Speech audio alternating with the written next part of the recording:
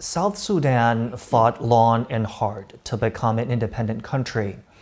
But over the last 11, 12 years since its independence, it's also had its fair share of challenges and difficulties. Can you share with us the major obstacles and challenges South Sudan is facing right now, and what plans are in place to address these critical issues? We're facing two major challenges. One is the conflict, which is the war that happened in the country in 2013. And to address that, we went through peace agreements. And at the moment, there is stability and peace in our country as we are implementing the agreement. The other challenge is natural disaster. We now have floods that are coming to South Sudan and destroying many villages and many counties, and most of the people are displaced in those places where the rains have fallen. That is part of the climate change. And so in terms of humanitarian, the CPC has been sending assistance to the government of South Sudan to assist those displaced people. But I think in the future we have to think about how we are going to mitigate these kinds of natural disasters.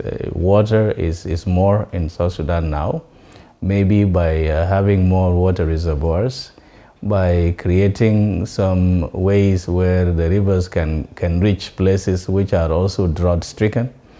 I mean, now that we're on the topic of peace, for outsiders looking in, they're interested in how the extension of 24 months will mean for the peace process in South Sudan. Can you share with us the sentiment in the country towards this extension and what is being implemented to meet the deadline?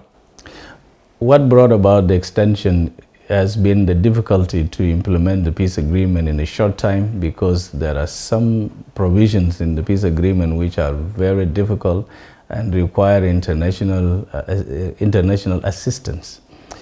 For example, when we talk about the security arrangement, which is Chapter 2 of the agreement, it requires retraining of the rebel forces, combining them together with the government forces, and then providing them with arms.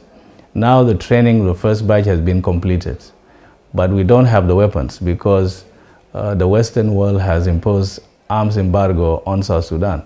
So where do you get the weapons to give to these people? And the soldiers cannot be deployed if they don't have the necessary equipment. So this has been one of the issues which has actually impacted on the parties to the agreement to extend for the next 24 months, so that it gives time for us to complete the rest of the chapters of the agreement. We believe that in 2024 December there will be an election in which the government of South Sudan will have to emerge from that election. Are you confident the election will be held on time come December 2024? There will not be another extension as far as I know. I came here to Beijing coming from grassroots area where we were doing our party registration and mobilization. And so we are already preparing the ground for that as political parties. And we are hopeful that by that time we will all be ready for elections to take place.